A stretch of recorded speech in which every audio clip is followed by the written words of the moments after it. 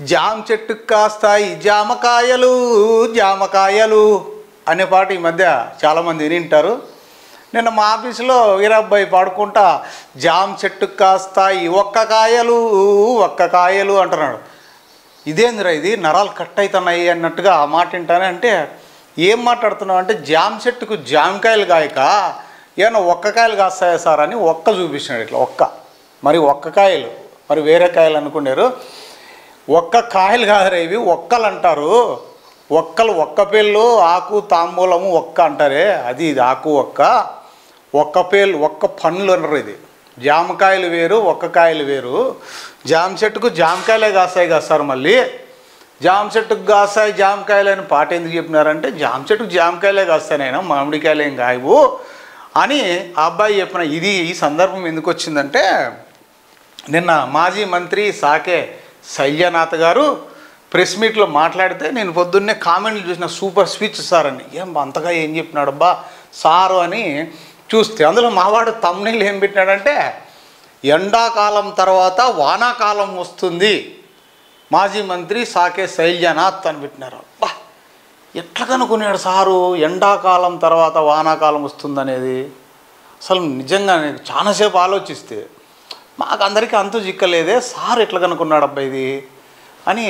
ఎట్లా కనుక్కున్నాడు ఏంది అనేది ఎండాకాలం తర్వాత వానాకాలం ఎట్లొస్తుంది సార్ ఏం మాట్లాడినాడు అనేది ఒకసారి చూసి ప్రజలారా మీకే వినిపిస్తా.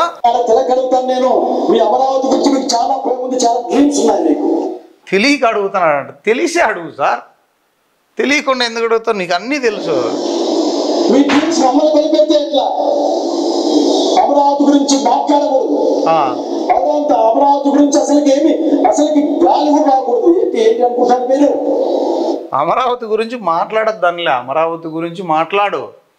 అమరావతి దేవతల రాజధాని, అమరలింగేశ్వర స్వామి ఉన్నాడు, అమరావతికి అనేది ఒక చరిత్ర ఉంది అని వాళ్ళు చెప్తే మన సాక్షి లైవ్ డిబేట్లో అమరావతి వేశ్యల రాజధాని అని అన్నారని అమరావతిలో ఉన్న మహిళలకి ఒక్కసారిగా మండింది. అది కదా విషయం. అది కాకుండా నువ్వు డైవర్ట్ చేస్తే ఎట్లా సార్? మాట్లాడు. ఇలాంటి మాటలు వద్దు, తప్పుడు మాటలు మాట్లాడొద్దండి అన్నారు.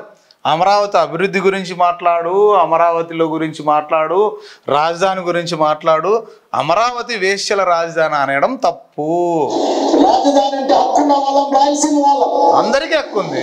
మాతో మాట్లాడకుండా కన్సెంట్ లేకుండా ఏది లేకుండా అక్కడికి తీసుకెళ్ళి కట్టమే కాకుండా సార్ పర్మిషన్ తీసుకొని బాండ్ పేపర్ మీద రాపించుకొని అయ్యా అమరావతిలో కట్టల్లా వద్దా చెప్పు సార్ అని మిమ్మల్ని అడగాలనా సార్? ప్రజలు వాళ్ళకి ఓట్లు వేసి గెలిపించినారు, తీర్పు ఇచ్చారు, పరిపాలన చేయమని అడిగినారు. ప్రజల తీర్పు అది అమలు చేస్తున్నారా? మా ప్రాంతాల్లో ఉన్న సకల వనరులు కూడా చెందిన మా జీవదాతులు కూడా తీసుకెళ్ళి అమరావతిలో పెట్టా ఉన్నారే. మన జీవదాతువులు కూడా తీసుకుపోయి అమరావతిలో పెడతారంట. ఓకే, 1,00,000 కోట్ల బిల్డింగ్లు కట్టామని చెప్తా ఉన్నారే. 1,00,000 కోట్ల బిల్డింగ్లా? ఎప్పుడైతాయా? నేను స్వామి నిజంగా అన్నాడా చంద్రబాబు నాయుడు గారు? నాకేం ఐడియా లేదు. 1,00,000 కోట్ల బిల్డింగ్లా? ఇది ఏందబ్బా ఇది? నేను ఇన్లే. 1,00,000 కోట్ల బిల్డింగుల్లో ఉండడానికి ఏముంది మా దగ్గర? ఇక్కడ అడుగుతా ఉన్నాం, నాకేం లేదు దాంట్లో. మా దగ్గర కూడా ఏం లేదబ్బా అడుండే. శ్రీకాకుళం ప్రకారం మాది రాజధాని, మందే అందరిది రాజధాని ఉంటుంది కదా అని అట్లా ఇట్లా అన్యమనస్కంగా అర్థమస్కంగా తలుగుతాను. ఏంది మధ్యలో ఉంటుంది కదా అని అట్లా ఇట్లా అన్యమస్కంగా అర్ధమస్కంగా తల ఊపినాడు అంట. ఇట్లా ఓహో ఆ రోజు మనం వేరే పార్టీలో ఉన్నాం కాబట్టి ఓకే ఓకే ఓన్లీ మధ్యలో అట్లా వైజాగ్ అనంతపురం మధ్యలో ఉంటుంది కదా అని అన్యమస్కంగా అట్లా తల ఊపినాడంట. అప్పుడు ఏదో ఓకే. మరి ఇప్పుడేం ఊపినాడు చూద్దాం. మాట్లాడచ్చు. 1,00,000 కోట్ల రూపాయలు మీరు కొన్ని వాటోత్సాన్ని కొన్ని సిండికేట్లకే పోతా ఉన్నాయి. సిండికేట్లు కాంట్రాక్టులు ఇవన్నీ ముందు నుంచి మన ప్రభుత్వంలో కూడా అట్లే ఉండే కదా. అప్పుడు సిండికేట్లు కాంట్రాక్టులు అని కామన్ అంతే. ఇది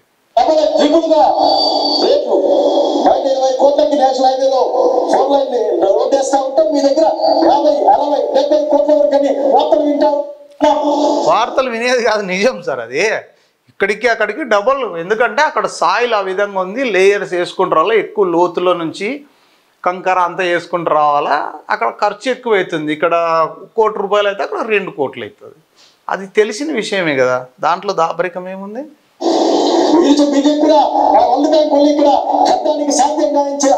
చెప్పినారు కడతాం.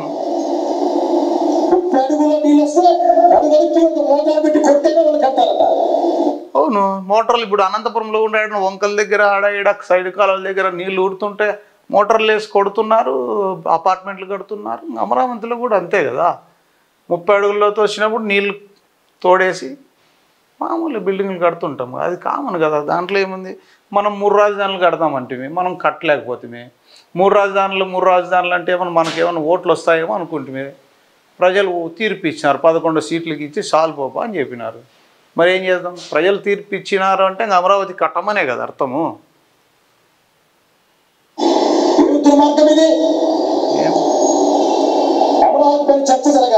జరగాలి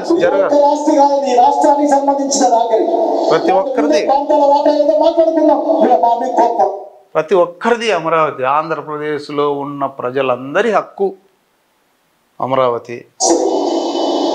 అమరావతి గురించి మాట్లాడతారా? దేనికి?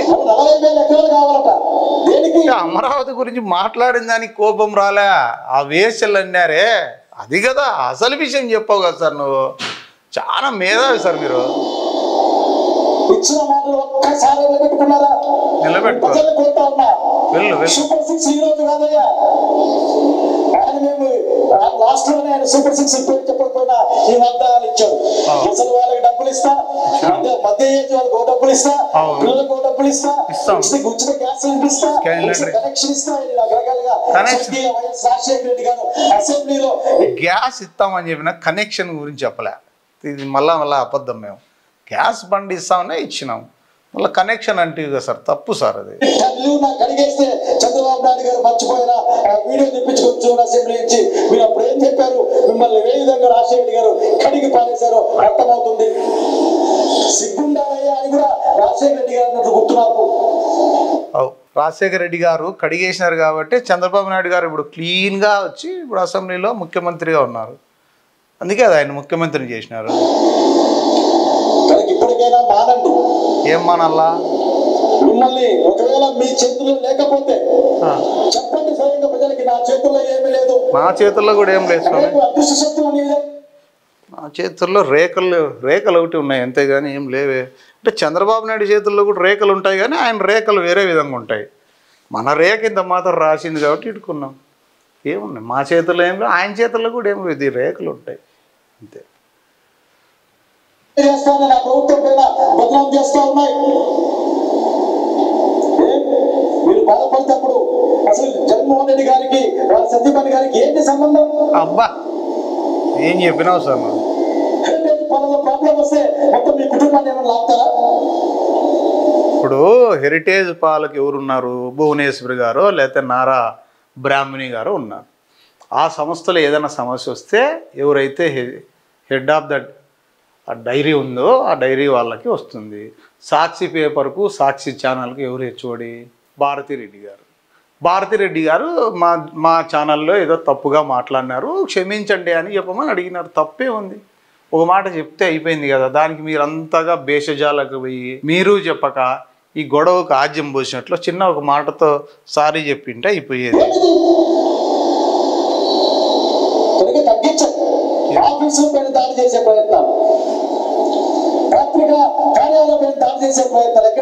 ఇది పత్రికా కార్యాలయాలపైన దాడి చేయడం హేయమైన చర్య.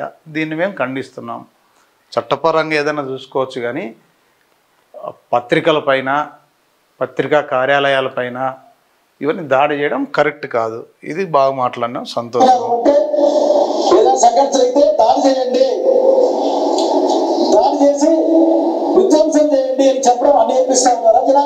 సార్ తప్పు సార్ ఇది. మనము టీడీపీ పార్టీ ఆఫీస్ పైన లోపలికి టీడీపీ ఆఫీసులకు దూరి పగలగొట్టి అన్నీ చేసినప్పుడు ఆ రోజు కూడా వాళ్ళు బాధపడి ఉంటారు కదా సార్.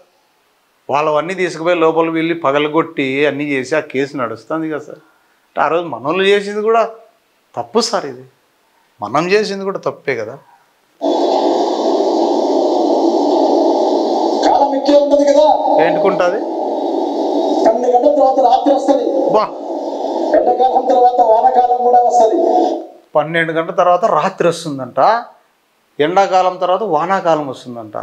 మీకు విషయం తెలుసా, ఎండాకాలం తర్వాత వానాకాలం వచ్చినా ఒక్కోసారి వర్షాలు పడవు సార్, కరువు వస్తుంది. అవును, కరువు వచ్చి వర్షాలు పడవు, అనావృష్టి. రాబోయే రాజ్యం అబ్బా, జగన్మోహన్ రెడ్డి గారి నాయకత్వాన ప్రజల రాజ్యం ఈ రాష్ట్రంలో రాబోతా ఉంది. Super sir. అంటే మనిషి అబ్దుల్ కలాం గారు చెప్పారు, కలలు కనండి అని. కలలు కనొచ్చు, తప్పేం లేదు. రాబోయే రాజ్యం మందేలే, నో ప్రాబ్లం. ఈ మాదిరి కక్షపూర్తిగా రాజకీయాలు చేయడానికి మాకంత సమయం లేదు. టైం లేదు. సంక్షేమం, ప్రజల బాగు, విద్య, వైద్యం అత్యున్నత స్థాయిలో ఉండేందుకోసం ప్రయత్నం చేసే ప్రభుత్వం అది. బా, విద్య వైద్యం అత్యున్నత. సారు ఎడ్యుకేషన్ మినిస్టర్గా ఉన్నారు అప్పట్లో, మంత్రి, విద్యాశాఖ మంత్రి. అప్పట్లో మీరు ఏం పొడిచినారు సార్ అని అడుగుతున్నారు సార్ ప్రజలు. నేను కాదు సార్, ప్రజలు అడుగుతున్నారు. మీరు ఎడ్యుకేషన్ మినిస్టర్గా ఉన్నప్పుడు ఏమి చేశారు సార్ అని ప్రజలు అడుగుతున్నారు సార్. ప్రత్యక్షంగా డబ్బులు ఇచ్చి కుటుంబాలను ఆదుకొని వాళ్ళ యొక్క కొనుగోలు శక్తి పెంచి తద్వారా రాష్ట్రం యొక్క భవిష్యత్తు, రాష్ట్రం యొక్క ఆర్థిక శక్తిని పెంచే కార్యక్రమం అది. దళితుల బిడ్డలు కూడా హార్వర్డ్ యూనివర్సిటీ చదువుకునే అవకాశం. సార్ ఫారెన్ ఫండ్స్ అప్పుడు ఇవ్వలేదు దళితులకు అని చెప్పి అన్ని పోరాటాలు చేస్తే అప్పుడు లాస్ట్లో ఇచ్చారు సార్. అది మనం మర్చిపోతే ఎట్లా? కొనుగోలు శక్తిని పెంచినాము, కొనుగోలు శక్తి ఎక్కువే కదా, ఓట్లు అంది వాళ్ళకి వేసినారు, మనకి వేయలే. కొనుగోలు శక్తి బాగుంది కాబట్టి ఓడించినారు మన వాళ్ళని. లేవు దృష్టి పెట్టినావా ఇక్కడ? పెట్టినా. 5 మెడికల్ కాలేజీలని బా, మీ కంటి కాదు, సోయ ఆనదు దగ్గర, సోయ లేదు మీ దగ్గర. ఆఖరికి జగన్మోహన్ రెడ్డి కార్యక్రమం ఎందుకు చేశారు? డబ్బులు లేవంట, మెడికల్ కాలేజీలు కట్టినారు కానీ మన దగ్గర డబ్బులు లేవు అని చెప్పేసి ప్రైవేట్ కింద ప్రైవేట్ వాళ్ళకి ఇస్తున్నారంట. పొద్దున్నే జనాలతో దీపకుల దగ్గర మాట్లాడుతున్న నాకు అర్థమైంది. 4వ తారీఖున ఈ రాష్ట్రం మొత్తం కంపించిపోయింది. ఏంది టీ బంకుల కాడ మాట్లాడుతుంటే అర్థమైందంట, అంతవరకు అర్థం కాలేదంట సార్కి. ఏమనుకుంటారు టీ బంకుల కాడ అంటే 4వ తేదీ అట్లే భూమి దద్దరిల్లిందంట. 4వ తేదీ ఎట్లా దద్దరిల్లిందో అన్ని నియోజకవర్గాల్లో వేలాది మంది ప్రజలు చంద్రబాబు నాయుడు వెన్నుపోతాడు, మామకే కాదు ప్రజలకు కూడా అని నిర్ణయించారు. భూమి ఇప్పటిల్లింది ఆ రోజున. దాన్ని చూసి భయపడే ఈ రోజున ఈ అకృత్యం. 4వ తేదీ భూమి పిక్కటిల్లిందంట. అబ్బాయి మన దగ్గర ఏమన్నా మా ఆఫీస్లో ఏం పిక్కటిల్లలేదే. ఆ రోజు 4వ తేదీ ఆఫీసులోనే ఉన్నాం, కనీసం ఇట్లా కూడా షేక్ చేయలే. పిక్కటిల్లిందంట భూమి ఏమో. అయ్యయ్యో, దీన్ని పెంచే ప్రయత్నం అని ప్రజలు మాట్లాడుకుంటున్నారు. కాబట్టి మీ దగ్గర చాలా సర్వే టీములు ఉంటాయి కదా, పంపించండి వాటిని, వాళ్ళు చెప్తారు మీకు. ఎలక్షన్ మొదలు పంపిస్తారు. ఇప్పటికైనా ఒకసారి విషయం ఆగి ఆలోచించుకొని పోతా ఉన్నా. కొంచెంసేపు ఆగి ఆలోచన చేస్తాం. ఏం ఆలోచన ఏం రాలేదు సార్, ఆగినాను కానీ. ఎంత అవమానకరంగా ఉంటుంది. అమిత్ షా గారు, బహుశా అమిత్ షా గారు అనుకుంటారు, అమిత్ షా గారు ఆంధ్రప్రదేశ్ లో క్రైమ్ రేట్ పెరుగుతా ఉంది అని చెప్పినట్లు ప్రకటించినట్లు గుర్తున్నారు. క్రైమ్ రేట్ పెరుగుతుంది. ఆ లెక్కలు మర్చిపోయిన 1,00,000 కోట్ల రాజధాని కట్టేటప్పుడు క్రైమ్ రేట్ తగ్గాలి కదా. 1,00,000 కోట్లు రాజధాని కడితే క్రైమ్ రేటు తగ్గాలంట. క్రైమ్ రేటుకు రాజధానికి ఏమైనా సంబంధం ఉందా సార్? ఎక్కడెక్కడో ఎవడోడో ఏదేదో చేస్తుంటే డిపార్ట్మెంట్ లా అండ్ ఆర్డర్ కాపాడాలా. అమరావతి కట్టే బిల్డింగ్లకి క్రైమ్ రేట్లకి, క్రైమ్ రేట్ అమరావతి 1,00,000 కోట్లతో కడితే క్రైమ్ రేట్ తగ్గాలి కదా, మరి ఎందుకు తగ్గలేదు అని అడుగుతున్నాడు సారు. అంత ఉదుపులికి పడుతూ ఉన్నారు.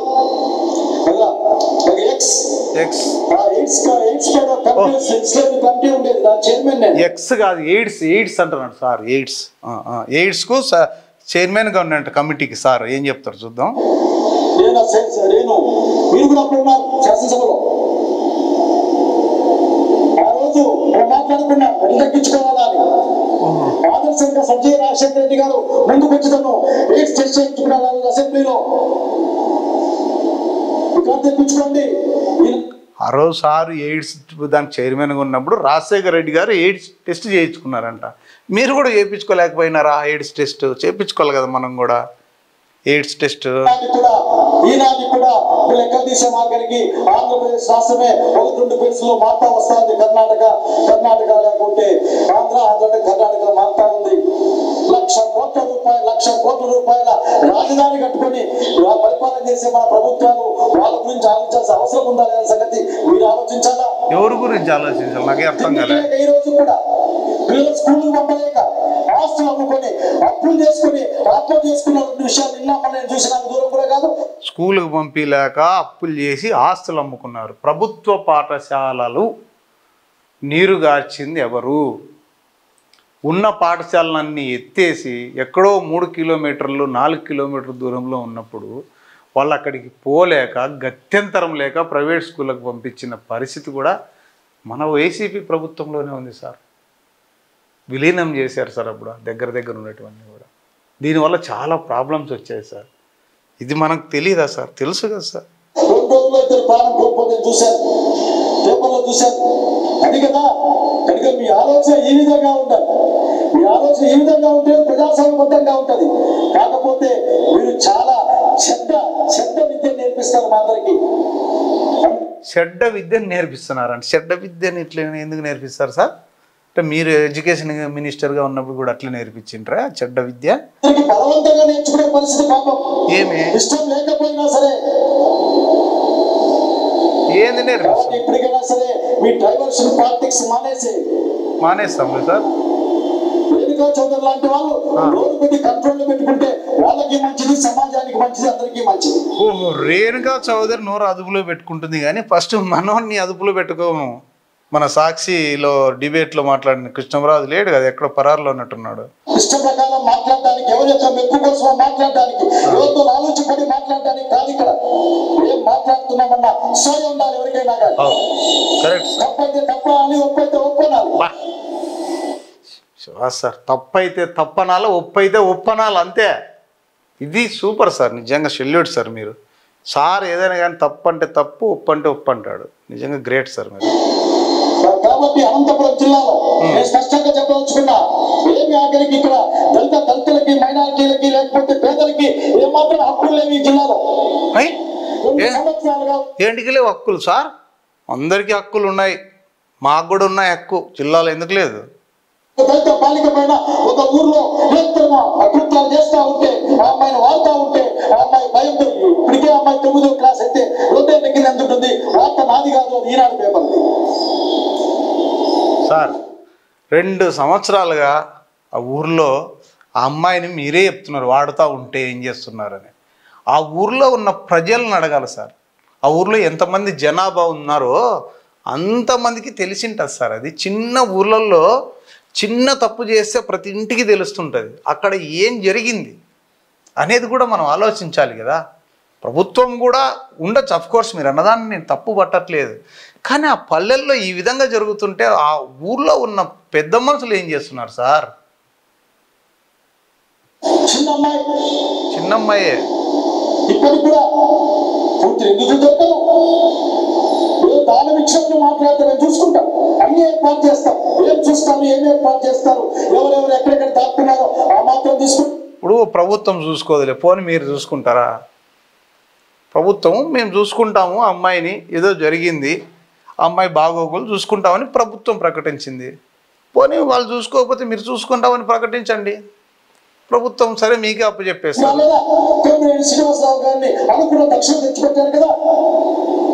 సార్. కొమ్మినేని శ్రీనివాసరావు గారిని అనుకున్న తక్షణమే జైలుకి ఎత్తేసినారు కదా. ఓకే, ఆ రోజు చంద్రబాబు నాయుడు గారిని ఎత్తేసారు కదా, మీరు పాదయాత్రలో ఉన్నోని ఎత్తేసారు కదా జైల్లోకి. చంద్రబాబు నాయుడు మాజీ ముఖ్యమంత్రి గారిని ఎత్తేసినప్పుడు కొమ్మినేని శ్రీనివాస గారు ఒక లెక్క అండి.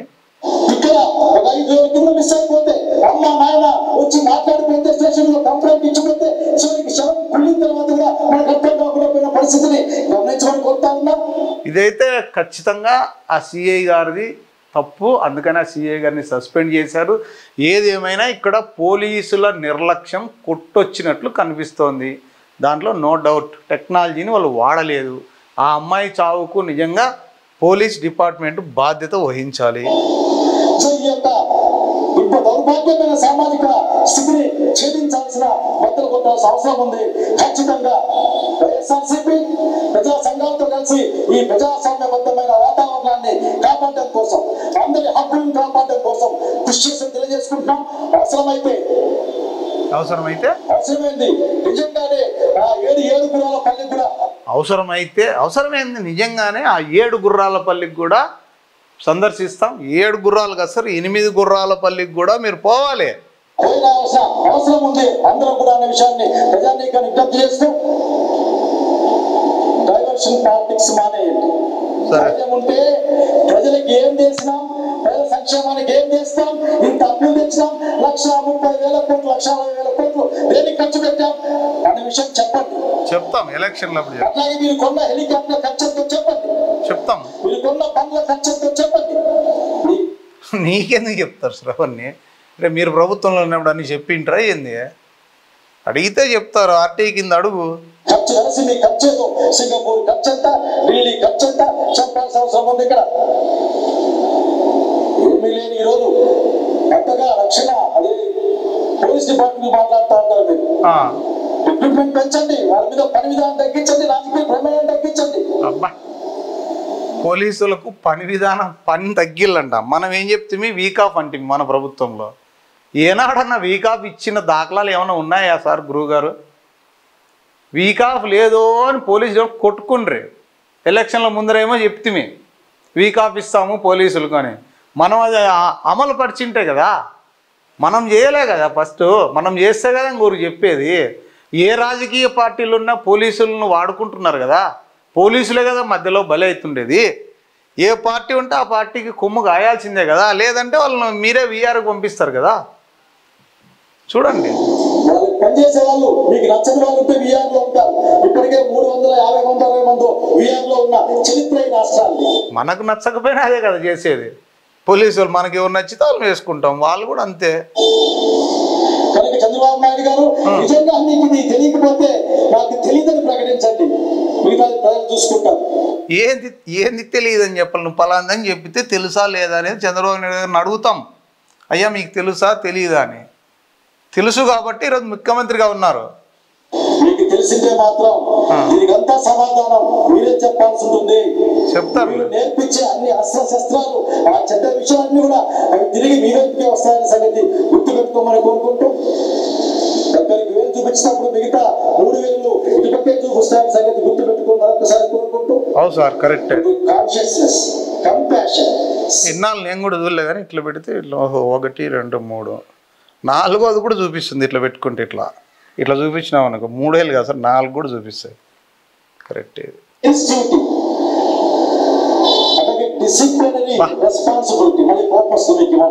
ఏం రాదు. డిసిప్లిన్ రెస్పాన్సిబిలిటీ మీకున్నంతగా ఎవరికి లేదు సార్. Super sir. ప్రజల గౌరవాన్ని పెంచండి, వాళ్ళ జీవన ప్రమాణాలను పెంచండి, ఈ రాష్ట్రాన్ని అభివృద్ధి పథంలోకి తీసుకెళ్ళండి. చివరిగా చిన్నదైన ఒక మాట, మా ఇంట్లో మా అమ్మ అంటారు, ఇదేం గవర్నమెంట్ రా ఇది, సారా ఎమ్మెల్యేలు పెద్ద చెప్పుకుంటారు. ఓహో, ఇంట్లో వాళ్ళ అమ్మ అంటుందంట, ఏం గవర్నమెంట్ రా ఇది. చాలా నిజంగా నేను ఎప్పుడు బాధపడతా. ఈ ప్రపంచంలో బహుశా ఏ పాలకుడు కూడా లేక ఈ అధికారికి వచ్చాయని కూడా అక్కడికి సరసమైన ధరలకు నాణ్యమైన మద్యాన్ని ఇస్తాడని చెప్పిన వాడిని ఎక్కడ చూసుంటాడు. దీంతోనే మీ మైండ్ సెట్ అర్థమవుతుందని తెలియజేసుకుంటూ మరొకసారి, సరసమైన ధరలకు నాణ్యమైన మద్యం ఇస్తామని ప్రపంచంలో చెప్పిన దాఖలాలు ఏమి లేవంట. ఎందుకు అలా చెప్పాల్సి వచ్చిందంటే గురువుగారు, మన ప్రభుత్వంలో ఆ కల్తీవి ప్రాణాలు పోతున్నాయి, సరిగా లేవు, నాణ్యంగా లేవు, ఆ డిస్టిలరీలన్నీ లోకల్ దాంట్లో తయారు చేస్తున్నారు అని చెప్తే, అయ్యా మా ప్రభుత్వం వస్తే తక్కువ రేటుకే మంచి మద్యం చీప్ లిక్కర్ 99 రూపాయలకి ఇస్తామని ఈరోజు ఇస్తుంటే ఎగబడి కొనుక్కుంటున్నారు. అవే ఎక్కువ సేల్ అవుతున్నాయి. మన ప్రభుత్వంలో బ్రాండ్లు లేవు, మీ ఏది ఇస్తే అది తాగాల అంతే. 50 రూపాయలు తీసారు, 50 లేదులే, ఇప్పుడు 100, 150, 120, 200 పేర్లు చెప్పేకి వాళ్ళకి అన్ని బ్రాండ్లు ఉన్నాయన్నమాట, అన్ని రకాలు. ఇప్పుడు అట్లా కాదు, కేవలం చీప్ లిక్కరు మంచి బ్రాండ్ పెట్టినారు. అది మనం చేసిన తప్పుకే ఆ మాట అనాల్సి వచ్చింది. మనం ఆ రోజు మంచి మంది ఇచ్చినంటే వీళ్ళు ఎందుకంటారు అంటే మన ట్యాక్స్ పేయర్స్ అందరూ బాధపడ్డారు, చెప్పుకున్నారు ట్యాక్స్ పేయర్స్. సార్ మేము గవర్నమెంట్కి టెన్షన్గా పొద్దున్న లేస్తే మేము మా ఆరోగ్యాన్ని పణంగా పెట్టి మేము మందు దాగి ట్యాక్స్ కడుతుండే కనీసం నాణ్యమైన మద్యమన్న ఇవ్వండి సార్ అంటే అప్పుడు సరసమైన ధరలకు నాణ్యమైన మద్యం ఇస్తాము అని హామీ ఇచ్చినారు. ఆ ప్రకారం చేస్తున్నారు. ఈరోజు మా ట్యాక్స్ పేయర్స్ అందరూ ఈరోజు హ్యాపీగా తాగుతున్నారు. మనం ఓడిపోవడానికి కారణం కూడా ట్యాక్స్ పేయర్సే సార్. దాన్ని మర్చిపోతే ఎట్లా మీరు? దయచేసి మీరు పేద కోసం పనిచేయమని కోరుకుంటా ఉన్నా. ప్రజల కోసమే కదా పని చేసేది. ఏమన్నా ఇంకా వద్దులే, ఇంకా మళ్ళీ వేరే మాట మాడితే బాగుండదు. ఇక ఒక మాట మాట్లాడు. ఎవరి ప్రయోజనం కోసమో ఎవరి వెప్పుదల కోసమో ఇష్ట ప్రకారం మాట్లాడితే మంచిది కాదు. చరిత్ర ప్రతి ఒక్కరిని కూడా జడ్జి చేస్తున్న విషయాన్ని గుర్తుపెట్టుకొని కోరుకుంటా ఉన్నాను. నమస్కారం. చరిత్ర ప్రతి ఒక్కరిని జడ్జి చేస్తుందంట. ఎట్లంటే అట్లా మాట్లాడితే చరిత్ర ఏమనుకుంటున్నావు? పోలీసుల గురించి ఇందాక మాట్లాడితే మనం మంత్రిగా ఉన్నప్పుడు పోలీసులను ఏ విధంగా వాడుకున్నారు. మీరు అట్లా మినిస్టర్గా వస్తే ఆడ గార్లని దగ్గర టెన్షన్గా ఆడ జీపు ఇడో జీపు కుయ్యి కుయ్యి కుయ్యి కుయ్యి అని వస్తా అంటే వెహికల్స్ మంది మాధ్మలము డిపార్ట్మెంటును మీరు వాడినంతగా ఎవరు వాడిండరేమో. అయ్యగారు అమాత్యులు, మాజీ అమాత్యులు డిపార్ట్మెంట్ గురించి మళ్ళీ మీరు మాట్లాడితే అతిశయోక్తిగా ఉంది. అధ్యక్ష,